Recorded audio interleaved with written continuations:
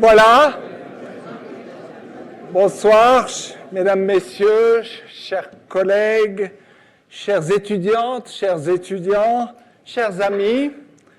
C'est une très chaleureuse bienvenue à vous toutes et à vous tous en cette fin d'après-midi, disons hivernale. Et malgré ces conditions, c'est une immense joie pour moi de vous voir si nombreux dans ce symposium qu'un ami cynique a délicatement renommé funérarium. Je vous propose quelques mots introductifs avant de passer la parole au maître de cérémonie, Stéphane Boisseau.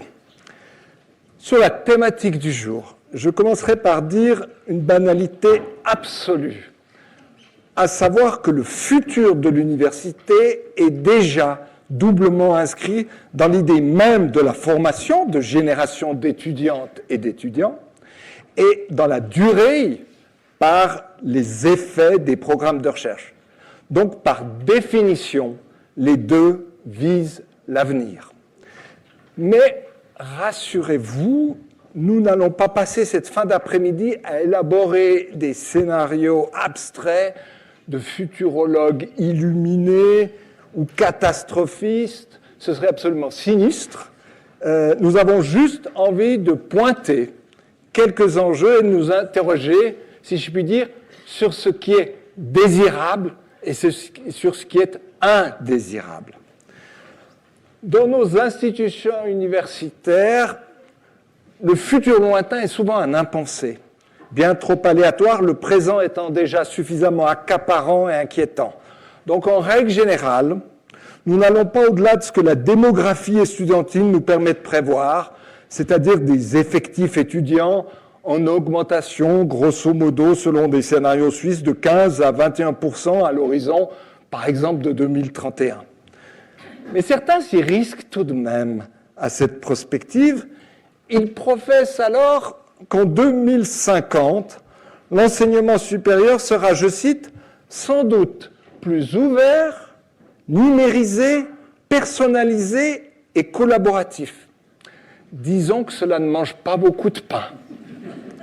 Eh bien, moi, je vous dis que l'on n'en sait rien, car tellement de facteurs ou de paramètres que nous ne maîtrisons pas aujourd'hui vont encore peser demain sur notre futur. Je pense en particulier, et c'est une évidence, à la crise climatique qui va très certainement induire de profonds changements économiques et sociaux, et du point de vue numérique, je pense avec d'autres que jamais le potentiel offshore de dématérialisation et de déterritorialisation des enseignements supérieurs n'a été aussi menaçant. Nous pouvons néanmoins nous interroger ce soir ensemble de façon plus ou moins provocatrice et plus ou moins optimiste. Est-ce que les enseignants du futur seront-ils toutes et tous des hologrammes ? ChatGPT donnera-t-il les cours et produira-t-il les connaissances nouvelles à la place des enseignants-chercheurs ? Les scientifiques écriront-ils encore des livres demain ou ne feront-ils plus que des podcasts ou des posts Instagram ? Qui osera encore parler de croissance, de compétitivité et de productivité à l'université dans un contexte de crise climatique ? La science sera-t-elle toujours plus considérée comme une opinion comme une autre? Les seniors reviendront-ils à l'université dans une perspective intergénérationnelle et inclusive? Assistera-t-on à une ubérisation des enseignements supérieurs à base de privatisation de certaines prestations et de précarisation des personnels? De quelle excellence parlera-t-on? Celle des institutions, des enseignants ou des étudiants? Et de quelles compétences aurons-nous besoin sur le marché du travail? De quelle professionnalisation parlerons-nous? Celle des institutions ou celle des étudiants? Et avec quelle répartition des missions entre hautes écoles? Bref, mesdames et messieurs, chers amis, quel sera l'imaginaire dominant des universités dans 15, 20 ou 25 ans? Quelle sera la définition légitime des universités à cet horizon-là? les tables rondes de cet après-midi, les 2 tables rondes de cette fin d'après-midi, vont entrer par cette porte de la mise en récit du futur des universités. Car je crois au pouvoir des imaginaires, je crois au pouvoir des moteurs narratifs, je crois au pouvoir des récits, c'est-à-dire aux manières de raconter une histoire et d'inventer le futur. Ces récits, bien sûr, ne tombent jamais du ciel. Ce sont des construits sociaux, politiques et discursifs qui fédèrent, coalisent des groupes ou qui les divisent. Ce que l'on sait déjà, par contre, depuis longtemps, c'est que les universités n'ont jamais été un lieu consensuel. Et je dirais c'est tant mieux. Il faut simplement espérer qu'elles resteront le lieu de la controverse, de l'argumentation, de la rigueur, du scepticisme, et je dirais même du scepticisme organisé, du doute, de la critique des évidences ou des archaïsmes, de la lutte contre tous les conformismes intellectuels. Sinon, ce ne seront plus des universités. La connaissance dans les sciences a toujours avancé à travers la confrontation des pouvoirs de toutes sortes et des savoirs organisés par un raisonnement et des méthodes. En jeu des connaissances, les sciences sont aussi un lieu de compétition pour l'acquisition de ressources réputationnelles, professionnelles, institutionnelles ou financières.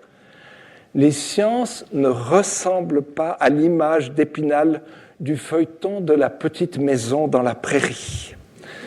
Mais il ne faut pas non plus exagérer, ce n'est pas le film Pulp Fiction. Scientia vincere tenebras, disent les latinistes. Vaincre les ténèbres par la science, dit la devise de l'Université libre de Bruxelles.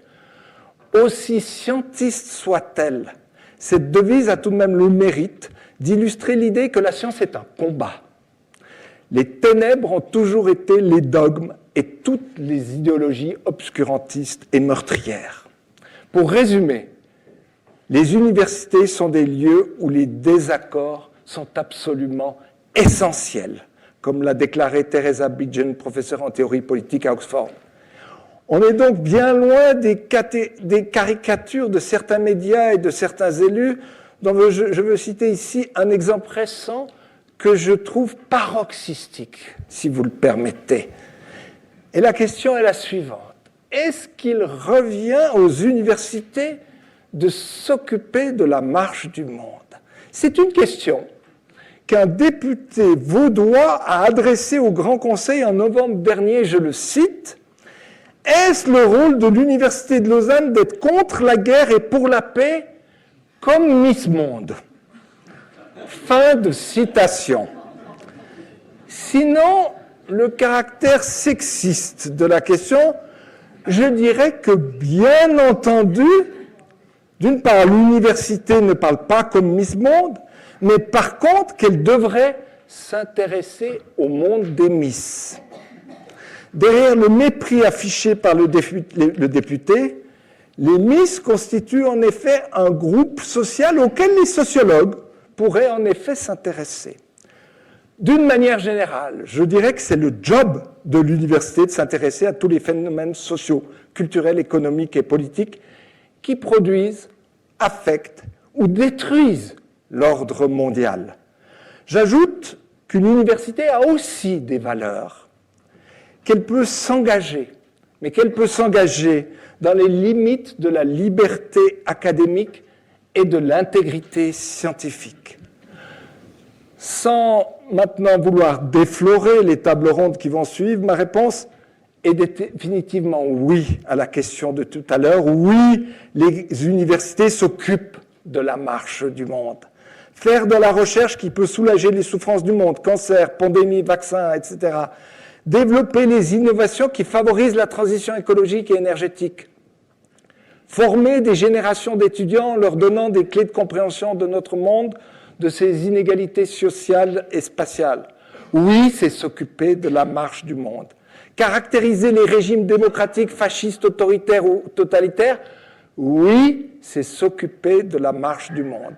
S'interroger sur quelques promesses ou illusions technologiques ou numériques? Oui, c'est s'intéresser à la marche du monde. S'interroger sur la liberté d'expression et la liberté académique? J'en finis avec cet anaphore. Oui, c'est s'intéresser à la marche du monde. Je ne veux pas allonger cette ouverture, sinon pour remercier très vivement, d'ores et déjà, toutes les intervenantes et intervenants qui vont nous éclairer sur plusieurs de ces questions. Et j'ai l'immense plaisir de donner maintenant la parole à Stéphane Boisseau, qui a été mon premier assistant à fin 98 et avec qui j'ai eu la chance de cultiver de profonds liens d'amitié. Nous avons écrit notamment à quatre mains avec Rémi Schweitzer notamment et Sophie Réviron un ouvrage « Manger suisse qui décide » paru en 2018 au Savoir Suisse. Il est aujourd'hui adjoint au Collège des directions des hautes écoles vaudoises de type HES et chargé de cours à l'IDEAP. Voilà, chers collègues intervenants, à vous maintenant de réinventer l'université, tout simplement, mais sans céder au seul récit de la décadence ou du déclinisme ambiant. Les utopies d'aujourd'hui sont les réalités de demain, disait Denis de Rougemont, que j'ai beaucoup lu dans ma jeunesse. À toi la parole.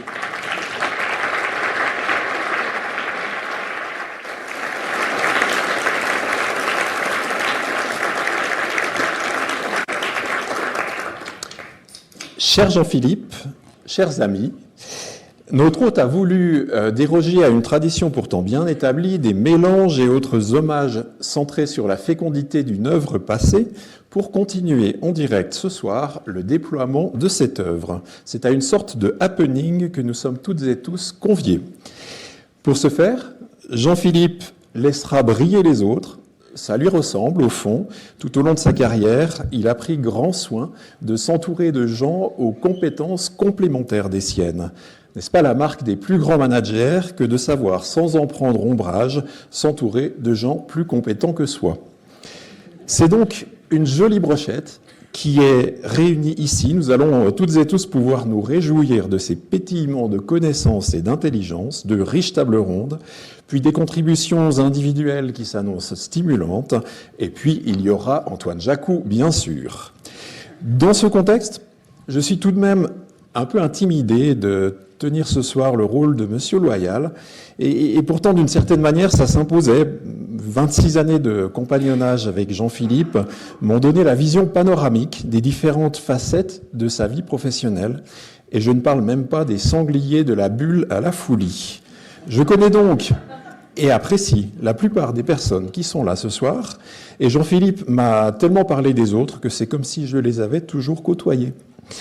Alors place maintenant à la science en marche, le récit de l'université démocratique et durable, quel futur, c'est le titre costaud, pour tout dire l'euréchien, de notre première table ronde.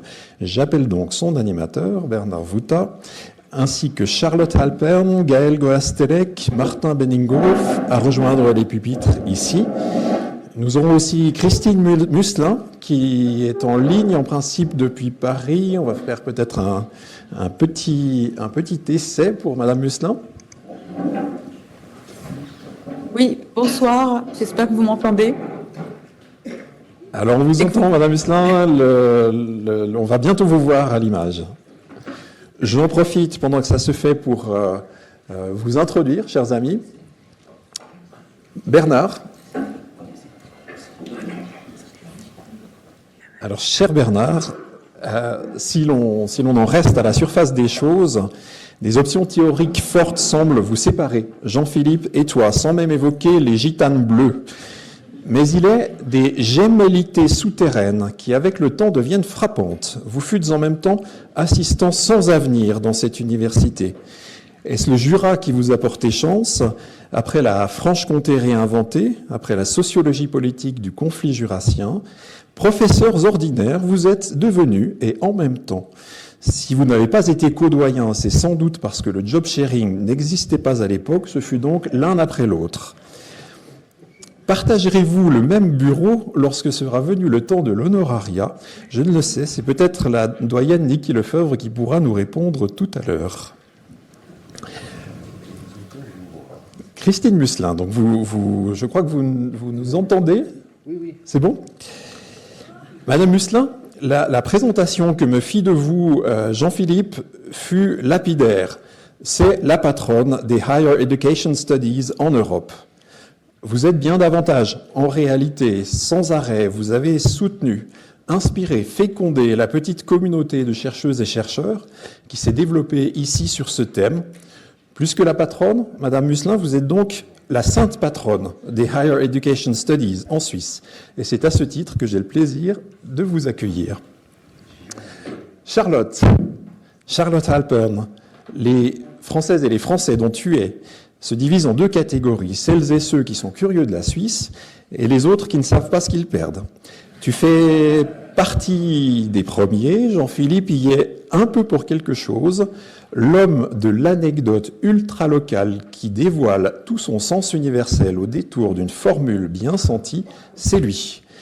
L'homme du ski, parvenant à faire débattre deux grands fauves politiques, Micheline Calmeret, François Hollande, excusez du peu, c'est lui aussi. Voilà comment notre petit Suisse aux grandes palmes académiques est parvenu à attirer périodiquement sur les rives du Léman la chercheuse à Sciences Po Paris que tu es. Surtout, reviens encore à l'avenir, chère Charlotte. Gaël, chapeau bas, Gaël Goastelec, initier de zéro un champ de recherche, ça, Jean-Philippe l'a fait, mais il en faut de la persévérance, du cœur, du temps, de l'intelligence, pour mener jusqu'à la maturité une telle aventure scientifique et humaine. C'est toi qui as relevé le gant, devenant tout à la fois professeur de sociologie dans cette université, de sociologie de l'éducation, et directrice de l'Observatoire Sciences, Politique et Société. Mais tu es aussi la preuve vivante que dévaler les pistes en Valais avec Jean-Philippe non seulement fait du bien à l'âme, mais peut finalement mener à de grandes choses. Bienvenue, cher Gaël.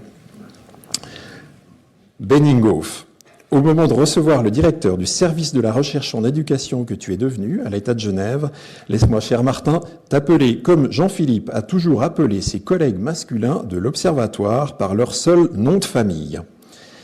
Est-ce son petit côté chef de meute, ou alors peut-être le signe paradoxal d'une intimité profonde qui vous a fait accomplir ensemble de grandes choses? Tu fus notamment le surmoi bourdieusien de Jean-Philippe, sans lequel il aurait risqué l'enlisement dans les neiges de printemps du consensus mou. C'est une joie de te retrouver ici, cher Martin. Merci pour cette présentation. Donc nous passons à cette première table ronde avec un certain nombre d'échanges sur le futur des universités. Je remercie Jean-Philippe de m'avoir associé, qui a survécu à notre cohabitation il y a une quarantaine d'années dans un minuscule bureau dans lequel je fumais comme un pompier, mais c'était le temps ancien et désormais révolu. Alors aujourd'hui, le futur de l'université sous l'angle démocratique et de la durabilité de l'institution. Un premier tour de table et je donne immédiatement la parole à à Christine Musselin, spécialiste de ces questions sur une intervention concernant la gouvernance des universités, les tendances en Europe, au fond la question de savoir si les universités sont gouvernables et surtout les universitaires sont-ils gouvernables. Je vous donne la parole. Merci beaucoup. Je vais tout de suite répondre à la deuxième question. C'est non, les universitaires ne sont pas gouvernables, mais vous y reviendrez peut-être. Merci beaucoup pour cette invitation. Je suis vraiment désolée de ne pas pouvoir être avec vous, mais voilà, j'avais des contraintes de cours qui m'ont retenue à Paris. Je suis d'autant plus désolée que voilà, c'est un moment quand même important ce soir et émouvant. Puis j'ai aperçu dans la salle de loin beaucoup de collègues que j'aurais eu vraiment plaisir à croiser ce soir et à revoir ce soir. Voilà. Et puis j'en profite, puisque je ne serai pas là pour le reste de la soirée, pour remercier Jean-Philippe d'avoir développé autour de son groupe de travail au départ les travaux sur l'enseignement supérieur en Suisse et de m'avoir aussi donné l'occasion à maintes reprises de me joindre à vos réflexions, aux formations et aux recherches qui ont été menées. Et vraiment, je suis un peu émue ce soir. Voilà. Je vais donc parler de la gouvernance des universités. Alors, je vais pas aller jusqu'en 2050. Je pense que je suis pas très bonne en matière de prévision, même si je pense que c'est important d'en faire. Et tu as rappelé, Jean-Philippe, cette phrase disant l'utopie d'aujourd'hui, les utopies d'aujourd'hui sont la réalité de demain. C'est souvent le cas parce que, effectivement, parfois les prévisions ont un pouvoir performatif. C'est-à-dire que pour que les choses se réalisent, il faut parfois tout simplement les annoncer et elles finissent par arriver.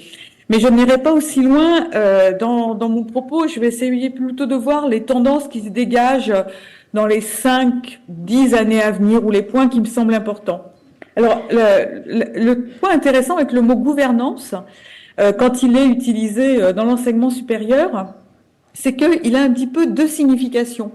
Il peut vouloir désigner le pilotage de l'enseignement supérieur au niveau national ou supranational, mais il peut aussi désigner le fonctionnement interne de l'université, le pilotage à l'intérieur des établissements.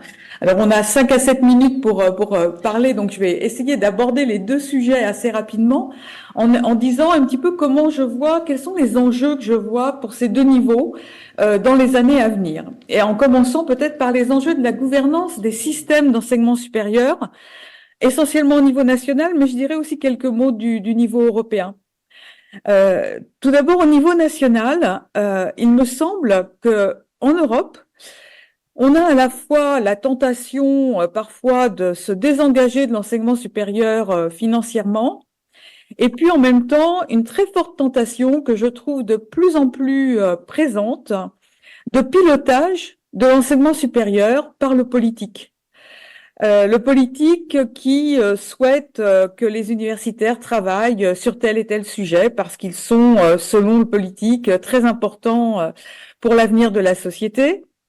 Le politique qui désigne quels sont les emplois sur lesquels les universités doivent former les étudiants, à quoi ils doivent préparer les étudiants.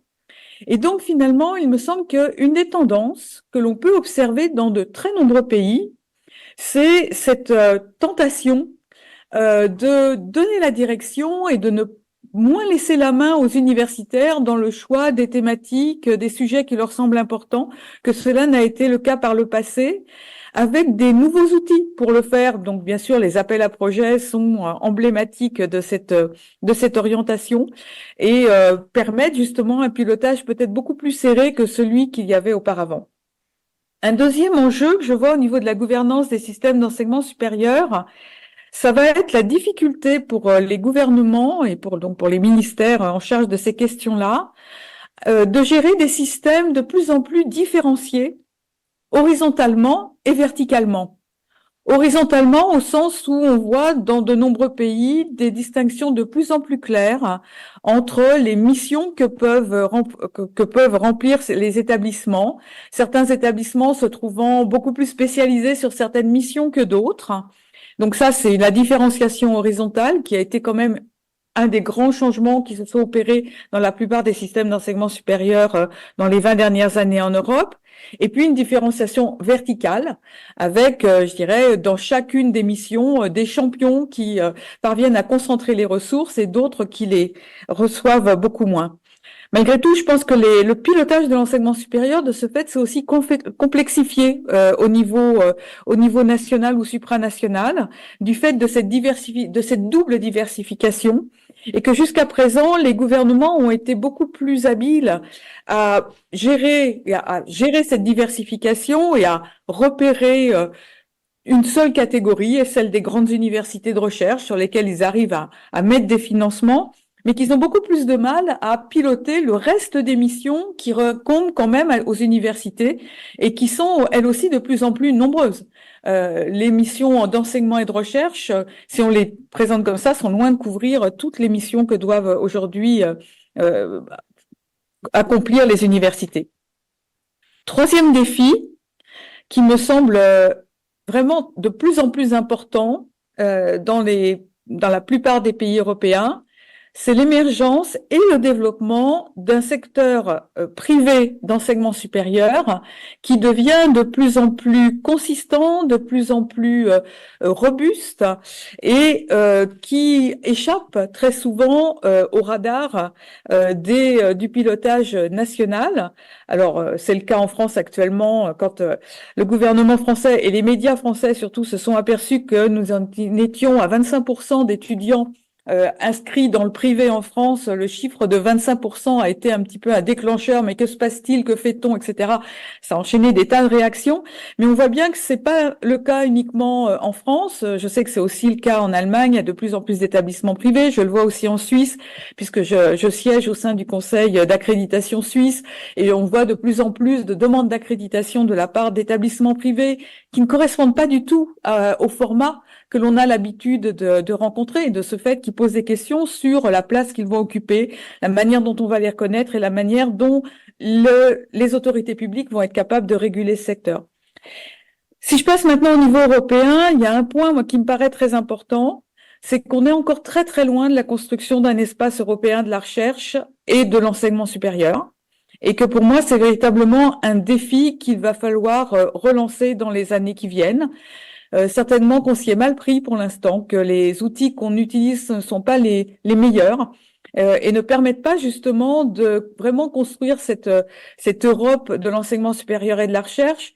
Et les travaux récents menés notamment autour de Jürgen Enders, Michael Shattock, etc., montrent au contraire plutôt des divergences de plus en plus fortes entre les pays européens et leur système d'enseignement supérieur, ce qui quand même pose des questions pour l'avenir si on veut marcher ensemble dans une direction qui est peut-être pas la même pour tout le monde, mais en tous les cas qui est un peu plus cohérente. J'en passe maintenant, je prends encore 2-3 minutes si c'est possible, à l'autre notion de gouvernance, celle qui concerne plus ce qui se passe à l'intérieur des établissements.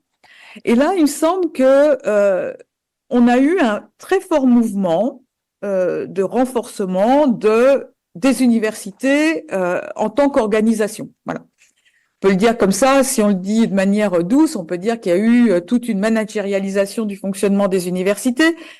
D'un certain point de vue, elle était un peu normale. Les universités ont cru de manière très conséquente le nombre d'étudiants. Alors j'ai entendu qu'en Suisse, il était encore attendu une croissance des étudiants, mais c'est un petit peu normal parce que jusqu'à présent, vous avez plutôt réussi à contenir le nombre d'étudiants qui rentraient à l'université. En France, on est un peu dans une problématique différente. On est en train d'attendre une décroissance du nombre des étudiants et plus de compétition autour des étudiants. Donc voilà. On va peut-être nous en envoyer si vous en avez trop. Mais donc, bon, les universités ont cru terriblement. Les personnels universitaires sont devenus de plus en plus nombreux, les étudiants aussi.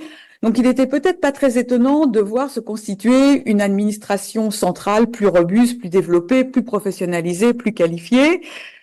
Et ça s'est accompagné du fait de politiques publiques qui ont aussi accompagné ce mouvement-là, par un renforcement des leaders universitaires, des équipes présidentielles, du rôle des doyens. Alors avec beaucoup de variations entre les pays européens, je ne vais pas rentrer dans le détail, mais donc une consolidation, je dirais, de la tête qui souvent s'est faite un petit peu au détriment de ce qu'on pourrait appeler les ateliers, les laboratoires de recherche, les départements, qui eux ont parfois perdu en capacité d'action ou bien en personnel d'accompagnement. Peut-être que ce mouvement-là était nécessaire.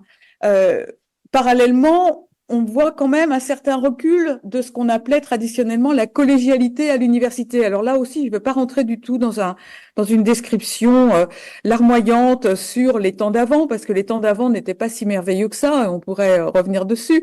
Mais en tous les cas, il y a des fonctionnements collégiaux qui sont attaqués. Et dans les deux ouvrages qui ont été pilotés par Kerstin Salin et Ulla Eriksson-Zetterquist dans la collection Research in the Sociology of Organization récemment sur la notion de collégialité, montrent bien ces attaques contre la collégialité, mais toujours avec aussi un contrepoint montrant qu'il y a quand même beaucoup de résistance, qu'il y a aussi des mouvements, c'est-à-dire qu'on peut perdre en collégialité puis regagner en collégialité. Et je pense que ça va quand même être un des enjeux pour les années à venir. On y reviendra peut-être sur la gestion de la profession académique, mais c'est aussi la place que l'on laisse aux académiques dans la gestion d'établissement, dans les décisions à prendre et peut-être contrebalancer un petit peu l'évolution récente pour retrouver une collégialité repensée pour les années à venir. Je crois que ça sera un des gros défis si on veut pas transformer les académiques en travailleurs de la connaissance et perdre un petit peu ce qui fait le fond d'une profession, savoir une capacité à créer, à développer un savoir qui lui est spécifique.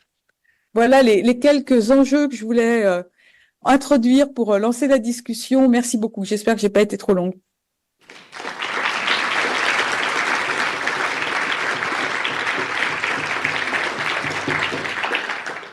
Merci Christine Musselet pour cette évocation de différents enjeux autour d'une université démocratique. Et je passe la parole à Charlotte Alpern, spécialiste des politiques publiques, avec la question de savoir au fond à quoi servent les universités, à quoi pourront-elles servir. C'est toute la question de l'ouverture qui a été évoquée brillamment par Jean-Philippe tout à l'heure à propos de cette intervention du député vaudois, de l'ouverture donc des universités vis-à-vis de la cité, de la demande sociale, des transformations dans ce domaine-là, des résistances éventuellement, ou de l'approche positive des universités par rapport à cette question de l'ouverture et de leur utilité sociale.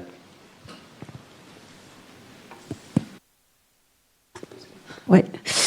Bonsoir à toutes et tous. Alors je commence moi aussi par remercier Jean-Philippe de m'avoir proposé d'intervenir ce soir. Moi, comme Christine, je suis assez émue en fait de le faire. Jean-Philippe est toujours quelqu'un de très important pour moi dans tout mon parcours depuis ma thèse, les premières années à Grenoble, et puis effectivement ces allers-retours, comme l'a dit tout à l'heure Stéphane. J'ai pas eu besoin de Jean-Philippe pour venir au bord du Léman, mais grâce à Jean-Philippe, j'ai continué et poursuivi le compagnonnage, je pense, avec un certain nombre de collègues qui sont dans cet amphithéâtre ce soir, et j'espère en tout cas que ça ne s'arrêtera pas. Mais voilà, je tenais à te le dire, Jean-Philippe, j'ai apprécié à la fois ton écoute, ta générosité, la curiosité en tous nos échanges ces dernières années, et de ce fait, ça ne m'a pas beaucoup étonné que tu me proposes de parler de l'université ouverte sur la cité. Comme chacun sait, je ne suis absolument pas une spécialiste de l'université ni des politiques d'éducation, d'enseignement supérieur et de la recherche. En revanche, je m'intéresse beaucoup à travers mes travaux sur l'urbain, sur les territoires, sur la question des transformations environnementales, à la manière dont l'université s'inscrit aujourd'hui dans son temps, et puis de réfléchir aussi à la manière dont elle peut transformer à travers cette relation avec la cité un certain nombre de choses dans la société, dans les économies, dans les systèmes politiques contemporains. Donc, peut-être 3 choses que j'aimerais développer avec vous ce soir. Il me semble que si l'université souhaite jouer un rôle dans le lien avec la cité, eh bien, il faut sortir des injonctions. Il faut sortir des discours un peu tout faits sur l'ouverture sur la cité, parce que en fait, j'ai un peu l'impression que c'est comme une vieille lune, cette histoire d'ouverture sur la cité. Moi, ça fait des années finalement que on en parle, on a grandi avec ça, avec ce qui est d'autres approches. Mais il me semble que si cette action transformatrice doit avoir lieu, eh bien, elle implique une structuration. Elle implique de s'outiller et elle implique de s'équiper. Et donc, c'est ces 3 points que j'aimerais développer. Le premier, quand je parle de structurer, c'est vraiment structurer les rapports entre science et, on pourrait dire, action collective, action publique. Tu l'as un peu abordé tout à l'heure, Jean-Philippe, dans ton introduction.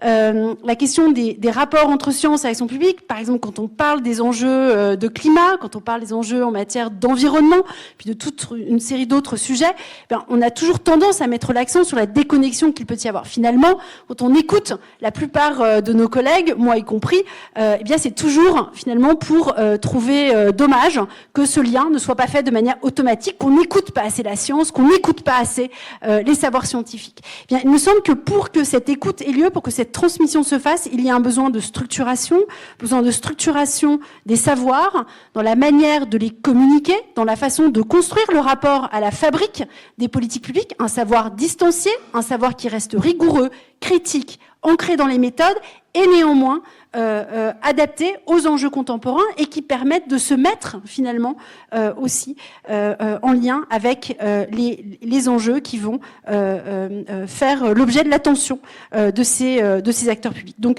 travailler ce rapport entre science et action, il me semble que c'est un besoin de le structurer, que ça ne peut pas uniquement relever de l'injonction, qu'il faut l'organiser. Alors, Jean-Philippe, je l'ai vu faire à nombreuses reprises. Ça passait, on a parlé tout à l'heure de Manger Suisse, au Salon du Livre de Genève, où il avait mis autour de la table les acteurs de la fabrique de ces politiques publiques agroalimentaires en Suisse, qui allaient des représentants syndicaux en passant aux acteurs de la grande distribution, les élus, les scientifiques, et d'avoir un débat à la fois vif et en même temps respectueux, qui permettait d'écouter les points de vue des uns et des autres, non pas d'arriver à un consensus mou à la fin, mais bien de s'entendre et de pouvoir poser des positions, de pouvoir réfléchir ensemble, collectivement, à la manière de penser cette question du savoir suisse. Je l'ai vu aussi faire, on l'a dit tout à l'heure, avec François Hollande et Michel Camiret. Ça, c'était aussi un grand moment où on a pu apprécier le décalage qu'il pouvait y avoir entre la morgue parisienne et un humour parfois un peu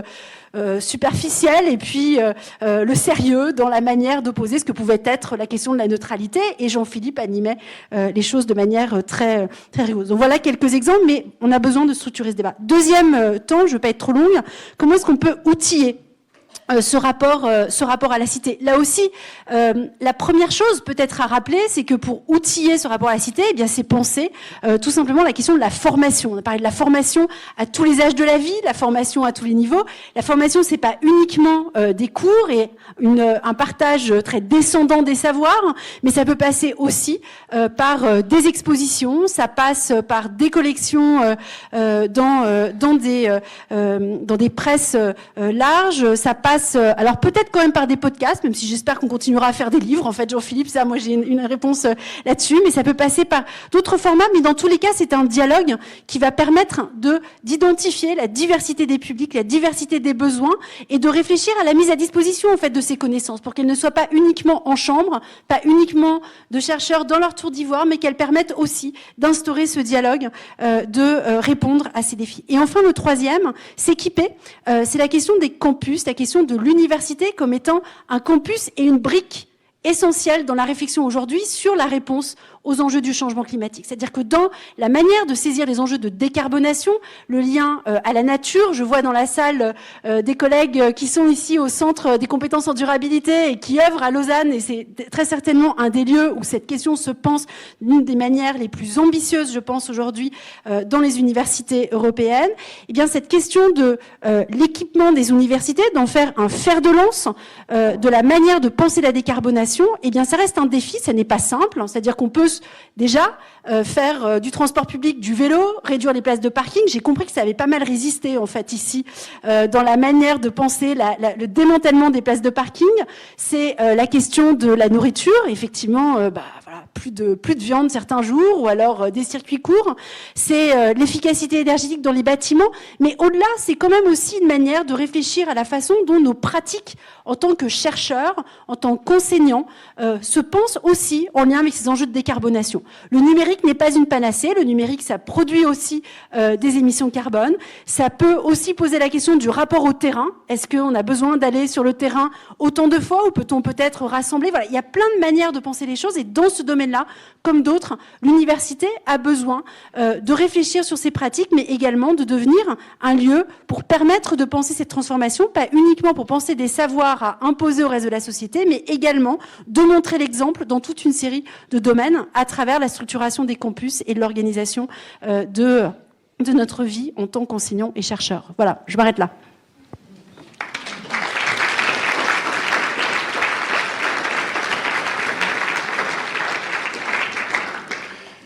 Merci Charlotte Alpern. On voit bien que le caractère démocratique de l'université se mesure aussi à sa capacité à donner l'exemple, mais aussi à intervenir dans un certain nombre de politiques publiques. Alors ce caractère démocratique s'évalue également en ce qui concerne les conditions d'accès à l'université, et c'est sur cette thématique que je donne la parole à Gaëlle Guastelec, qui a consacré beaucoup de travaux sur cette question de la sélectivité et de l'accès à l'université.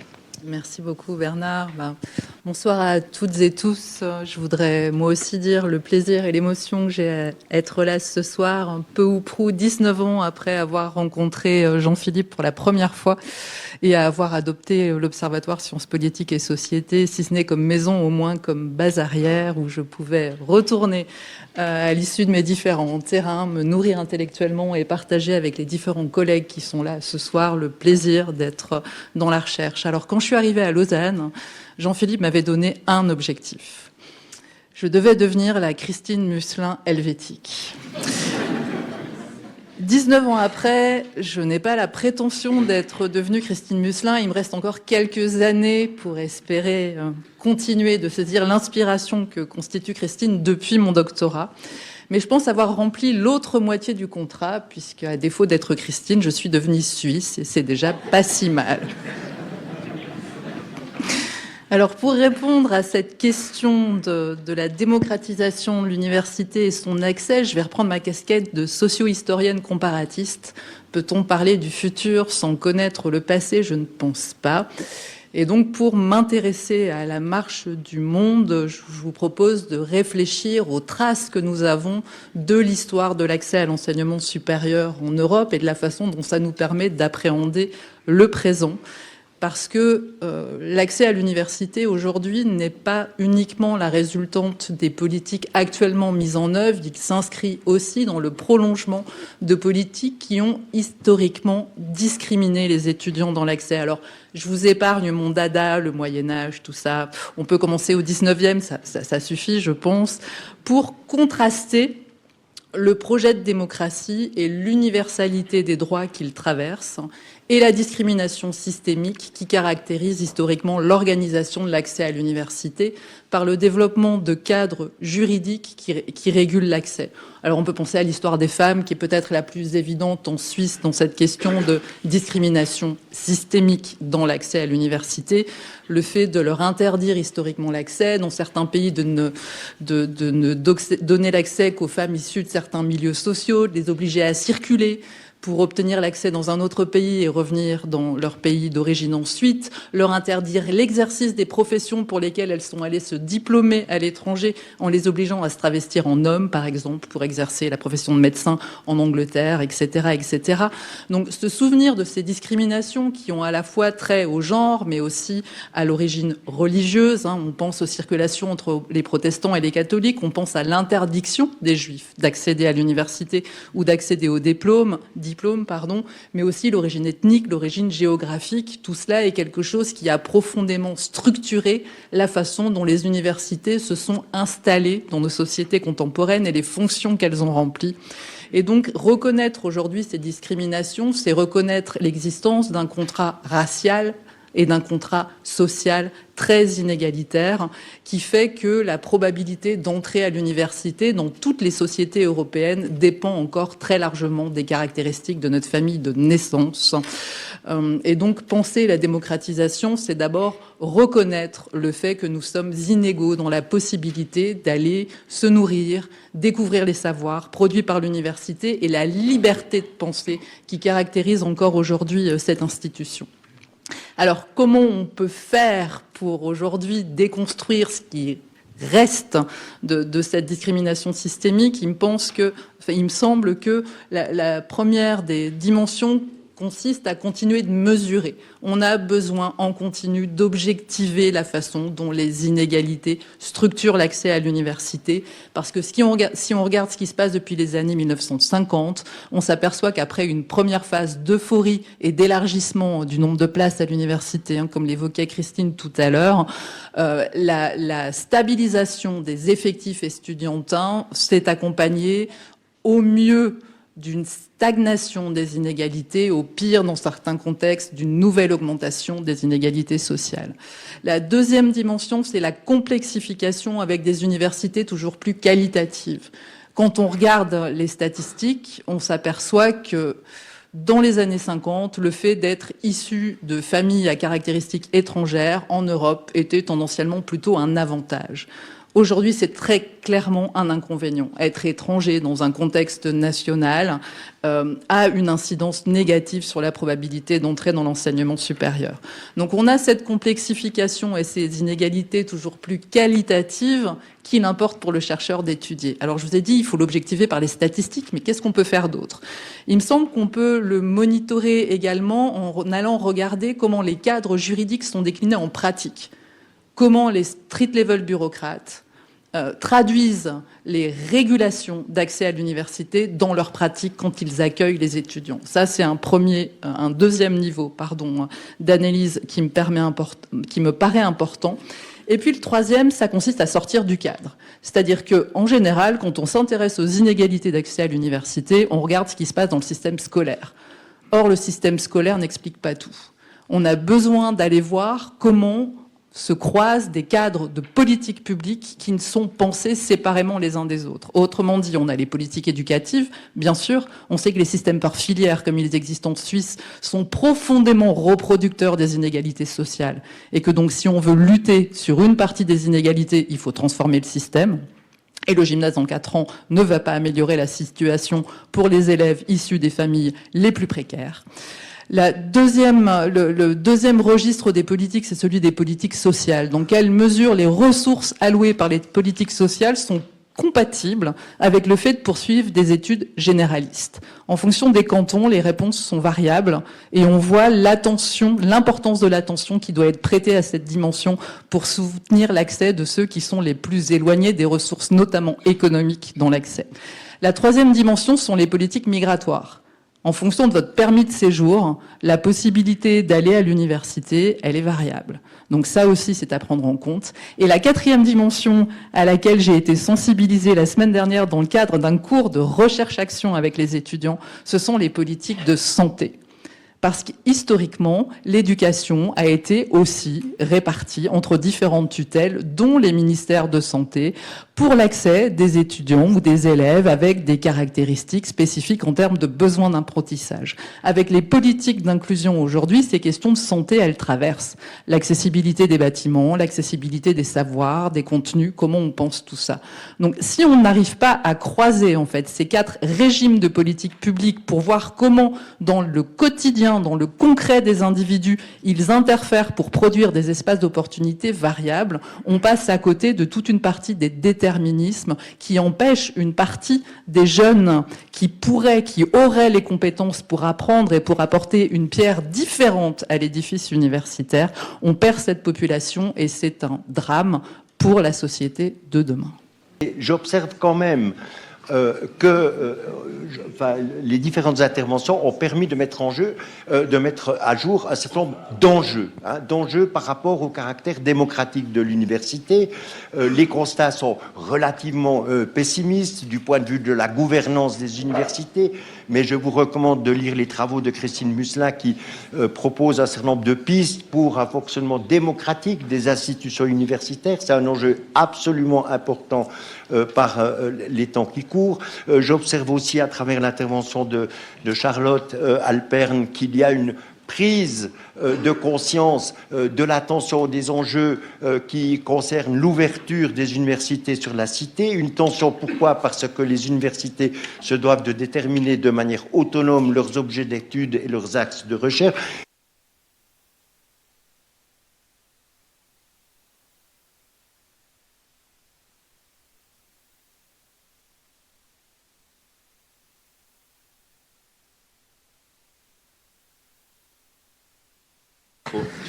Voilà. Rouge, vert. Vert. Je vais m'arrêter au rouge, mais c'est encore un petit peu vert.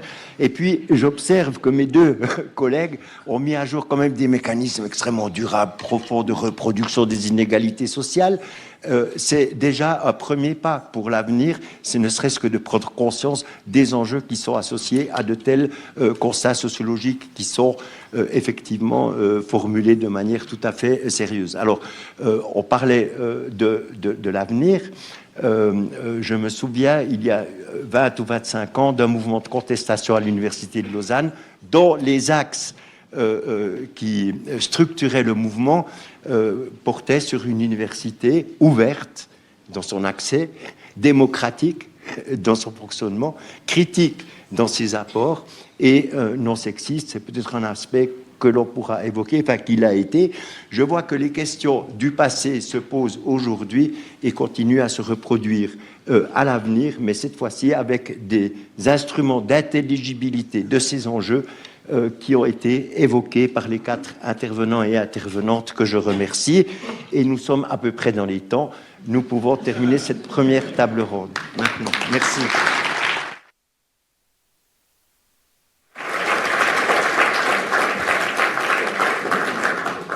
Magnifique Bernard, merci. Merci à toutes et tous. Je vous suggère juste pour le petit mouvement de foule qui va suivre que les prochains intervenants se lèvent avant que vous ne vous rasseyez pour faciliter la circulation. Je vais profiter du mouvement pour transmettre des remerciements. Vous pensez bien qu'une telle soirée est l'œuvre de beaucoup de gens. Il est juste de saluer celles et ceux qui y contribuent dans l'ombre. Un tout grand merci à Martine Clé, gestionnaire administrative à l'Institut d'études politiques, Rona Barsin, qui peut-être n'est pas encore ici, responsable de la com pour la faculté des SSP, Serena Beller, gestionnaire administrative à l'Institut des sciences sociales, Gianluca Sorrentino, responsable du réseau des alumni de SSP, et Éric Glardon à la technique. On peut les applaudir.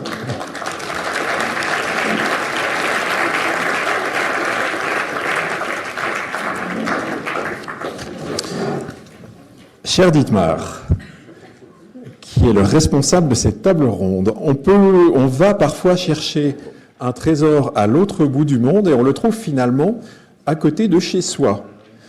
Cher Dietmar, le trésor de Jean-Philippe, c'était toi, ou plus exactement ton ouvrage Die politische Steuerung der Wissenschaft. Le grand homme du bureau d'à côté était donc, par un stupéfiant hasard de la vie, l'un des meilleurs spécialistes du pilotage politique de la science.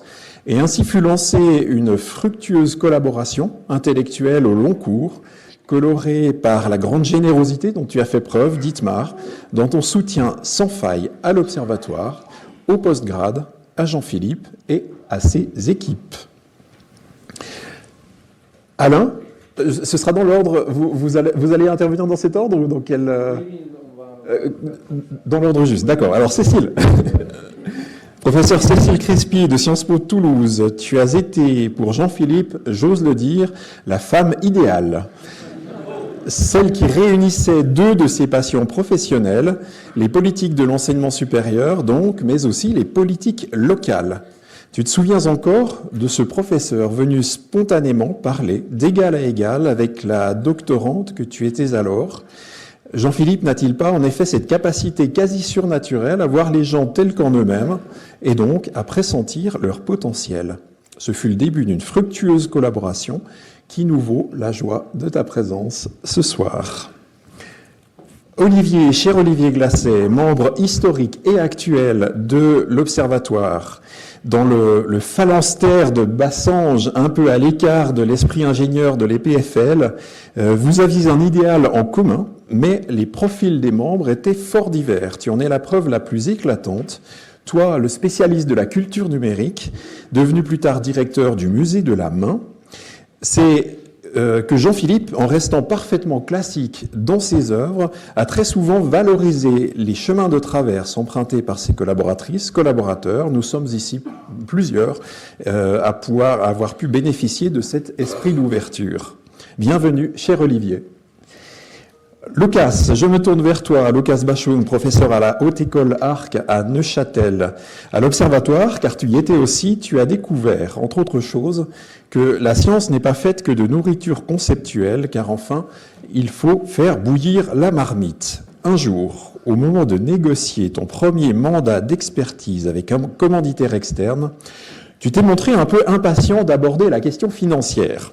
Grave erreur, qui te vaudra une leçon de stratégie façon Lerèche, où l'on apprend l'art de l'avancée à fleuret moucheté, discussion après discussion, en attendant le moment juste où l'on peut ferrer le poisson.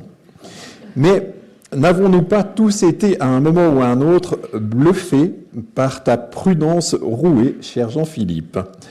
Hoi Lucas, herzlich willkommen.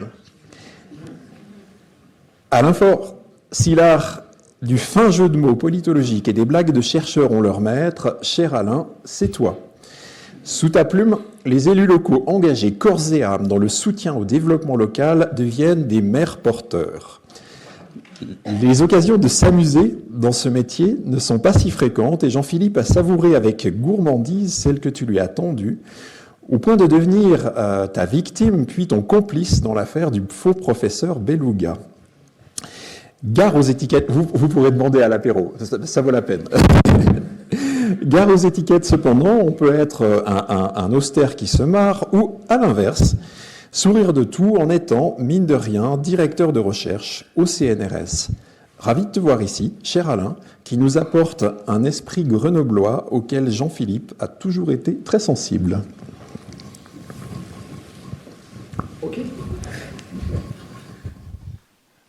Merci Stéphane. Alors, on commence maintenant à discuter encore des autres défis de l'université, et je dirais de la vie scientifique en général, et assez important. Donc c'est la digitalisation, numérisation, computérisation, et différentes expressions pour cela, et la professionnalisation. Et j'aimerais bien, donc, avant qu'on commence avec les différents récits, donner un petit peu un survol, une introduction des défis par rapport à ce que je pense c'est important, et j'espère qu'il trouve un écho dans les différentes contributions ici. Alors, premièrement, la numérisation. Donc, je pense qu'on a vu pas mal des big shifts dans le temps. On passe par l'invention de l'ordinateur, qui était quand même important pour nous, pour arriver à l'Internet. Bien sûr, important pour la intensification, la densification, la globalisation de la communication interne des scientifiques, ainsi que l'accès aux informations dont tout le monde est toujours. Pour arriver peut-être à un troisième moment, l'invention de smartphones, et avec cela, les social media qui doivent se développer. Social media devient aussi, pour la communication interne des scientifiques, quelque chose d'important, mais surtout, le scientifique plonge maintenant aussi dans le discours public d'une autre manière. Et ça me semble, c'est aussi un défi, je vais dire quelques mots là-dessus après. Et dernièrement, donc, novembre 2022, si je ne me trompe pas, on arrive à GPT-CH avec le iPhone Moment, disons de l'intelligence artificielle qui bien sûr donc a déjà donc un développement de 6 ans à peu près et qui devient de plus en plus important. Il y a des gens qui font la comparaison avec l'invention de la machine à vapeur. Et donc c'est un sujet qui est vraiment très important. Et il y a des discussions là-dessus, bien sûr. Donc les défis, il y a des chances, on parle beaucoup des chances sur l'intelligence artificielle, donc comme augmentation de la productivité. On a la possibilité de raccourcir le temps, d'effectuer des projets de recherche. On a plus des informations qu'on peut gérer, qui sont en masse à disposition. Et on libère donc du temps pour être créatif dans la recherche. On peut automatiser des tâches qui sont un peu ennuyantes, etc. Donc, mais il y a aussi des défis. Et c'était peut-être aussi déjà mentionné par Jean-Philippe avec l'intégrité scientifique. Donc, toutes ces questions de la transparence, de la fiabilité des données qui nous sont données, qui sont importants. Il faut évoquer la question de la substitution du travail scientifique. On va jusqu'à où avec l'automatisation du processus et surtout aussi sur quelles sont les capacités, les compétences à l'avenir si on pense donc à la progression donc de l'intelligence artificielle. Donc la question est malédiction ou bénédiction. Donc on ne sait pas encore exactement, donc il faudrait le discuter. Pour revenir donc aux social media, là je vois donc ça devient de plus en plus important Et sauf la question que nous, comme scientifiques, mettons en matière, quel est notre rôle? On mélange entre, on est citoyen d'un côté et on est scientifique. Et surtout, comme politologue que nous sommes, donc comme c'est notre discipline, etc., ça devient quelque chose de très important. Mais la question plus importante, c'est peut-être, est-ce qu'on peut garder encore et comment l'autorité de la voix scientifique? Parce qu'on entre maintenant dans un discours avec les profanes, avec les influencers qui ont tellement plus de followers que nous, que ce sera difficile de faire compétition d'une certaine manière. On entre dans un débat qui est émotionnalisé souvent, il y a plus de likes pour les débats émotionnalisés que pour les débats rationalisés. On arrive aux fake news, aux théories de conspiration, etc.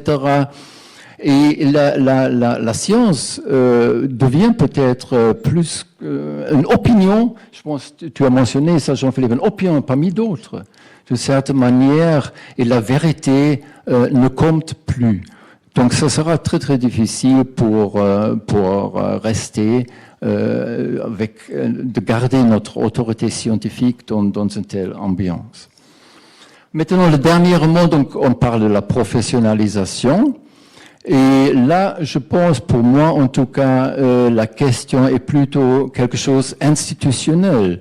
C'est ici, en Suisse, la question des compétences des HES, des hautes études supérieures, et des universités. En principe, donc, si on pense à la formation, l'éducation, etc., on a une division très claire, donc enseignement scientifique, l'université, et enseignement professionnalisant dans les HES. Maintenant, il y a quand même des dynamiques qui se déroulent. Donc, on demande du marché, des professions, d'avoir donc de plus en plus d'enseignement supérieur dans le sens plutôt scientifique. De l'autre côté, la demande des étudiants qui veulent avoir donc une insertion plus concrète donc dans les différentes professions, ce qui mène en compétition d'une certaine manière les deux institutions, et il faut trouver donc un chemin pour gérer donc cette compétition qui émerge dans le processus de la formation. Donc je pense que c'est un petit peu les défis que je vois avec ces thèmes. Et avec cela, je donne la parole à Cécile, qui va commencer avec l'intelligence artificielle, ChatGPT et autre chose. Voilà. Okay. Merci beaucoup. Bonjour à toutes et à tous. Merci, cher Jean-Philippe, pour cette invitation. Je dois dire le plaisir et l'émotion d'être présente ici aujourd'hui. Stéphane a rappelé notre rencontre il y a près de 20 ans maintenant, lorsque j'étais doctorante. Donc depuis, nous avons écrit ensemble sur les questions de politique d'enseignement supérieur et de recherche. Et puis, j'ai été amenée à découvrir l'UNIL et à revenir régulièrement. Et c'est toujours un très grand plaisir. Dietmar l'a précisé, je vais revenir plus précisément sur le récit de l'université numérique. Cela a déjà été un peu dit, big data, science ouverte, intelligence artificielle, données personnalisées, objets connectés. Voici quelques éléments qui ont fait irruption dans le quotidien de l'enseignement supérieur et de la recherche. Ils invitent à évoquer ce récit de l'université numérique. Sans doute que ce récit n'est pas totalement nouveau, car il y a eu précédemment l'avènement de l'informatique et de la révolution Internet, qui eux aussi ont suscité des questionnements similaires. En revanche, les changements amorcés sont-ils de même ampleur, de même échelle ou de même nature? Et quels en sont surtout les effets? Dans ce contexte, qu'est-ce que ça signifie de former des étudiantes et des étudiants, et qu'est-ce que ça signifie faire de la recherche? Et quelle place finalement pour l'IA dans l'enseignement et la recherche, et notamment que fait l'intelligence artificielle aux disciplines académiques? Rappelons d'abord que ce qui caractérise l'intelligence artificielle, c'est une capacité à synthétiser les savoirs, les écrits, les contenus, à faire des rapprochements. C'est aussi une capacité à générer des textes et du contenu. Et justement, j'ai l'IA peut peut-être nous éclairer finalement sur les questions qu'on se pose aujourd'hui dans cette table ronde. Alors, notamment, j'ai posé la question à une IA sur le récit de l'université numérique, quel futur? Alors, voici ce qu'elle propose comme réponse. Après m'avoir remercié pour ma question, elle nous dit, preuve que le sujet a été bien choisi, que c'est un sujet fascinant qui soulève de nombreuses perspectives intéressantes. Bon, nous avons guère avancé. L'université numérique, je continue, offre de nombreuses possibilités d'apprentissage en ligne, d'accès à des ressources éducatives variées et de collaboration à distance. Cela renvoie à certains éléments de récit que Jean-Philippe a évoqués en introduction. Alors, cet exemple est tout à fait intéressant. En revanche, il ne dit rien précisément sur les effets concernant l'activité de recherche, sur la réflexion que l'on peut avoir sur notre métier. Et ce sont ces éléments-là que j'aborderai plus précisément dans le court laps de temps sur les effets sur l'activité de recherche et les disciplines académiques. Cela a été souligné, l'IA a une capacité de synthèse extraordinaire, cela peut nous amener effectivement à analyser une grande quantité de données et cela pourrait avoir des conséquences notamment sur la conduite de nos propres enquêtes en sciences sociales parce que cela ouvre la possibilité de traiter, de synthétiser des sources en grande quantité, notamment comme les rapports produits par les institutions internationales, les corpus de documents constitués comme des textes de loi, de discours dans des perspectives comparées. Est-ce à dire alors que les politistes n'ont plus d'avenir et que nous serions remplacés par des mathématiciens ou des informaticiens? Ou bien est-ce que finalement, faire usage de l'intelligence artificielle, c'est aussi développer un regard critique sur cette IA, c'est-à-dire la comprendre la manière dont les connaissances sont produites et les biais aussi dans la production des connaissances qui sont produites. Parce que l'IA ne connaît finalement que le passé, elle restitue d'abord ce qu'elle a appris. Elle n'invente rien, donc il y a cette capacité d'innovation qui reste toutefois limitée. Ce qui interroge véritablement sur sa place dans la recherche et sur les effets sur les disciplines.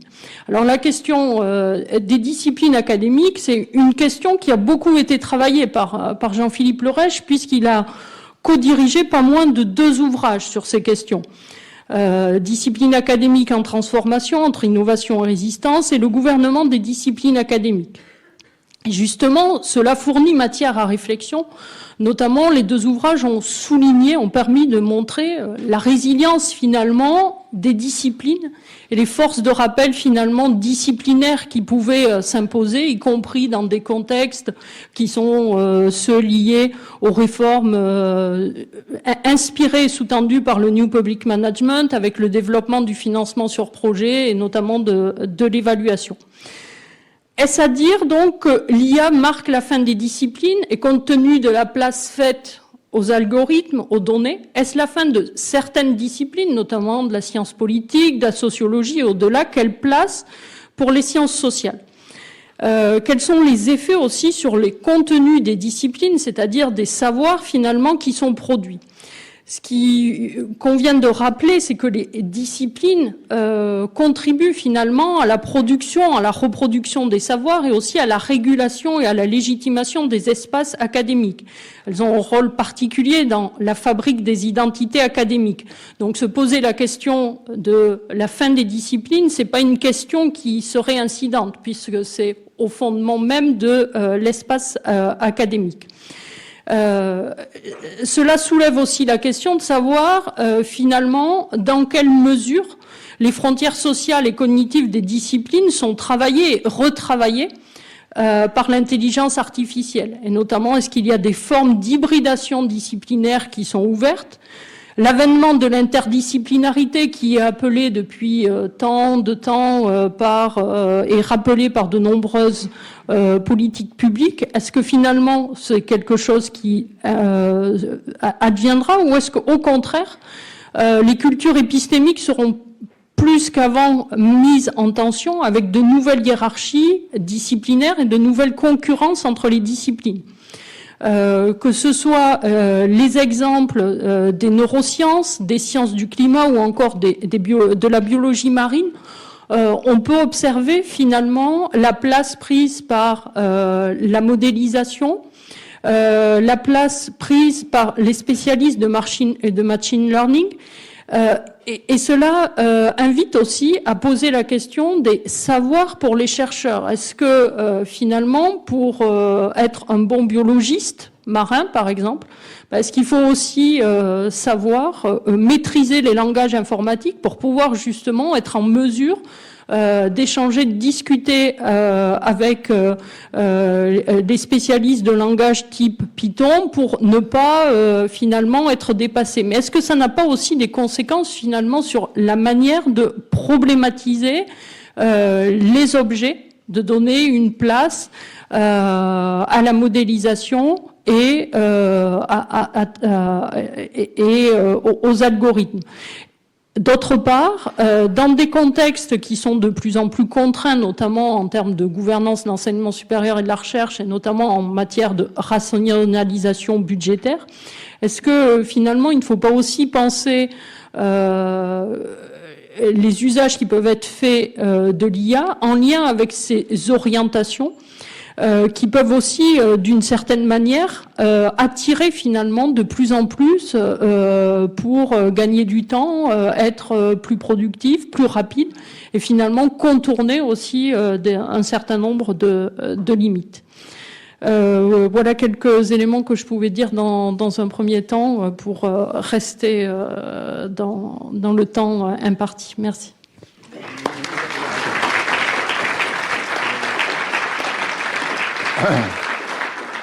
Oui, merci beaucoup, Cécile.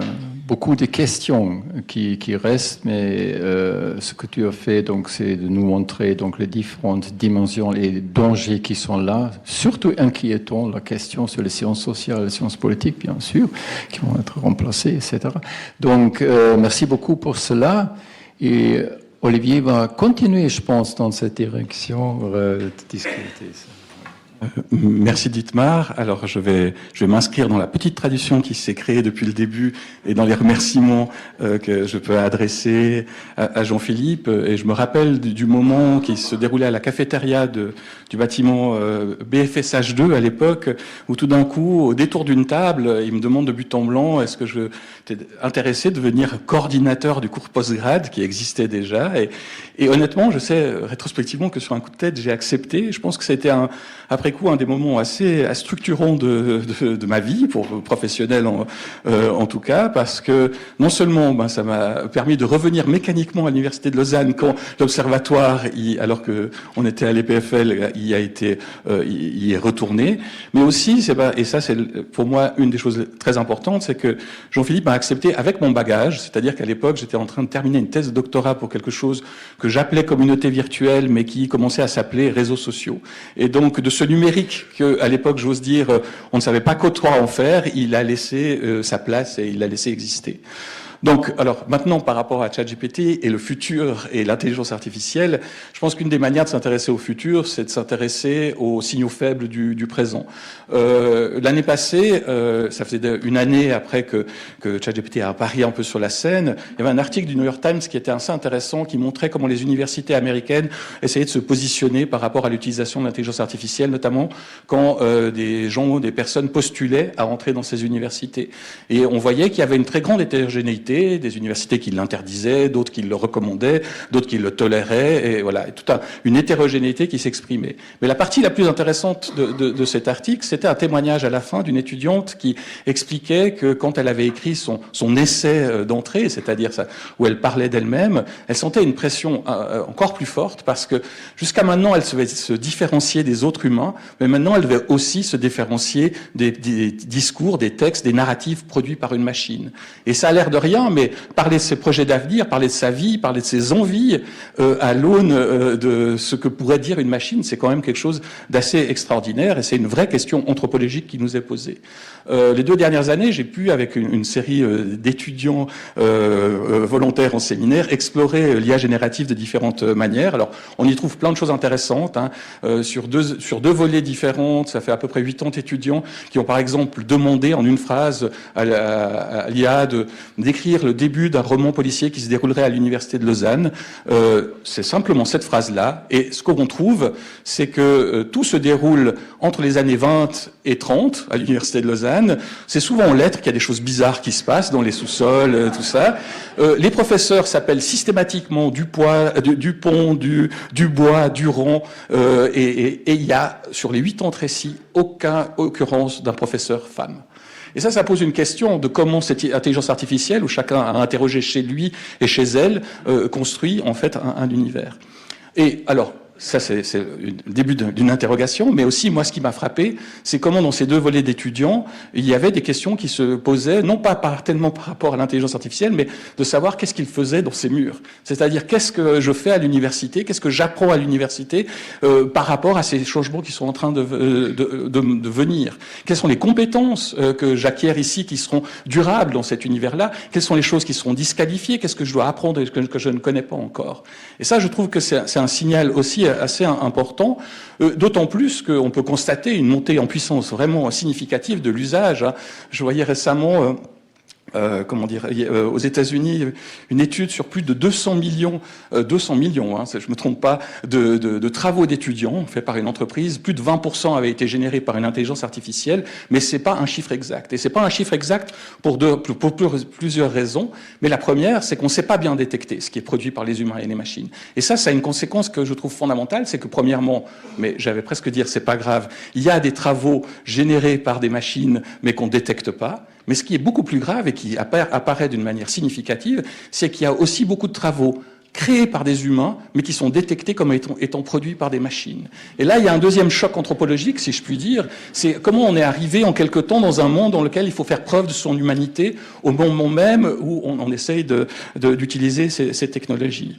Alors bien évidemment, ça m'a permis aussi, notamment au travers de l'exposition qu'on avait fait au Musée de la Main une échuve, mais à d'autres circonstances, de rencontrer différents types de publics, de se rendre compte, et ça c'est aussi un chiffre qui est sorti hier, que maintenant près de 72% des Suisses, alors sur certains services, préfèrent discuter avec un chatbot plutôt qu'un vendeur ou une vendeuse. Alors c'est pas dans tous les domaines, il faut regarder ces statistiques avec certaines précautions. Par contre, c'est l'augmentation, c'est-à-dire qu'en 2021, il y avait 20% de moins qui avaient cet intérêt-là, et en 2 ans, ça a augmenté de 20%, ce qui me paraît assez intéressant. Et comme je disais, j'ai eu l'occasion de rencontrer plusieurs types de publics, et ce qui m'a frappé aussi, c'est de rencontrer des publics seniors qui ont une vraie curiosité pour l'intelligence artificielle, pour comprendre comment ça fonctionne, mais surtout, et c'est ça qui me paraît essentiel, c'est de comprendre quel est l'impact que ça a sur les questions du lien social.